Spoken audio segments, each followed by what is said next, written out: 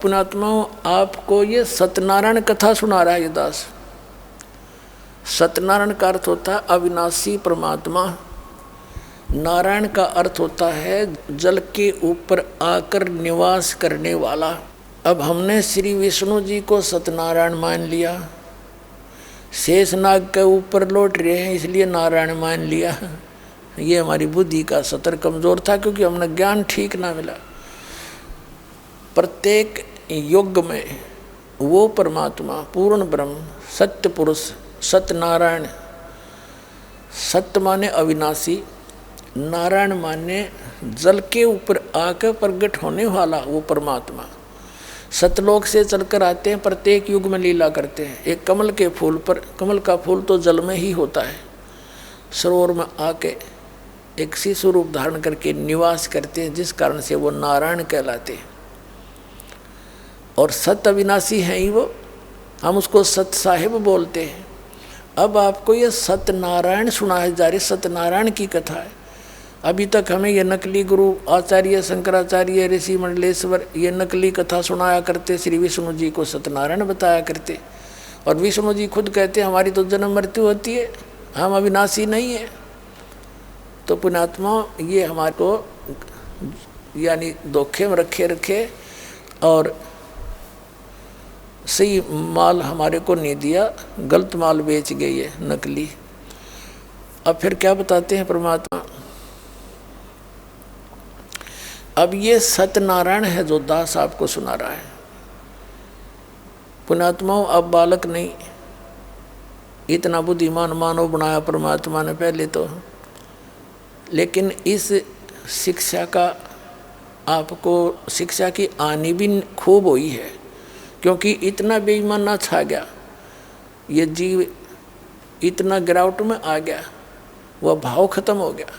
लेकिन अब इसका सदुपयोग होगा, इस ज्ञान से भगवान के विधान को समझेंगे और फिर इतने प्रमाण मिलेंगे आपको, आप भूल जाओगे या नकली चतुरता जो इस शिक्षा ने हमें एक अवगुण पैदा किया है, ये फिर गुण में बदलेगा। कहते हैं अवगुण में ही गुण कर दे वह संतरे, और भला करते भी बुरा करें वो दूत और दंतरे। अवगुण में भी गुण कर देगा जो परम संत होगा, और जो निकम्मी आत्मा होती है वो भला करते हुए भी वो विरोध ही किया करते हैं, वो तो काल के दूत समझ लो। तो इस अवगुण को अवगुण में बदला जाएगा। बुद्धिमान समाज है, संकेत भी समझते हैं। बच्चे एजुकेटेड हो गए, BA MA कर लिया, किस लिए? BSc कर लिया हैं, डॉक्टर बन गए, इंजीनियर बन गए, IPS IAS कर लिए, जज बन गए। यो के काम आओगा? यो आपका दो रोटी एक जीविका है आपकी। और जब भक्ति ना करी फिर क्या काम आएगा? अगले जन्म में गधा हैं। और परमात्मा कहते हैं आप तो छोटी मोटी पोस्ट वाले को पाकर खुश हो रहे हो। कबीर साहब कहते हैं कबीर हरि के नाम बिना ये राजा रसब हो, गधा बनेगा राजा। और माटी लदे कुम्हार के घास न नीरे कोई काम लेगा कुम्हार सारा दिन, घास चरका होगा बनी में, दो मारेगा लट श्याम ने, चल खाइब काजू के समय सूखी घास बाहर खेतों में, और सवेरे फिर कान पकड़ लिया होगा उसका, चल। परमात्मा कहते हैं यू कह तुमने दिखाई ना देता। ये कोई डूम बाट के गीत नहीं, कोई कथाएं नहीं है, ये वो आने वाले भविष्य में आपके साथ जो कैर टूटेंगे उनकी जानकारी है। पर आपको कद ये विश्वास होगा।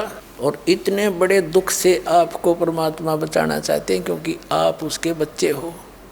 जो साधनाएं आज मानव समाज विश्व में कर रहा है उससे आपका जन्म और मृत्यु का रोग नहीं कट सकता। आप पर आने वाली आपदाएं नहीं चेंज हो सकती किसी भी रूप शकल में, किसी भी कीमत पे। जो दुख है आपके भाग में वो भोगना ही पड़ेगा।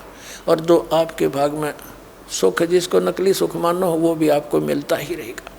और जिसमें आप इस परमात्मा की शरण में इस दास के माध्यम से आ जाओगे, शरण अब में आ जाना बहुत अच्छी बात है, लेकिन इस सारी मर्यादाओं के ऊपर कदम रखना, उससे लाभ होगा। जैसे कितना अच्छा प्लेयर है खिलाड़ी और मर्यादा है उस खेल की, सीमा बना रखी है, बाउंड्री। अब उसके अंदर ही खेल रहा है तो सफल होगा, और उससे बाहर निकल गया अटपट करके लोग दिखावा करण खातिर कबड्डी कबड्डी करता, यूजलेस है। तो मर्यादा में रहकर जो इस गेम में यानी राम नाम के इस खेल में जो खेलेगा वह सफल होगा। तो फिर आपको देखना कितना लाभ मिलेगा, आपको कैसे सुख होंगे। तो विश्व में जो साधना इस दास के पास है, एक तो जो भी संत और भी सब अपनी साधनाओं को ठीक का मान रहे हैं, सच्ची मान रहे हैं, तभी तो वो कर रहे हैं और करवा रहे हैं। जिस दिन उनको ये पता लगेगा कि नहीं ये गलत है, उस दिन तुरंत त्यागनी पड़ेगी, उनकी मजबूरी होगी फिर। और वो होगा कैसे निर्णय जैसे दास कर रहा है ऐसे होगा। एक तो उन महापुरुषों के इतिहास बता रहा हूँ, उनकी जीवनी, उनके एफिडेविट दे रहा हूँ, जो उन महापुरुषों ने आंखों देखा भगवान की महिमा बताई।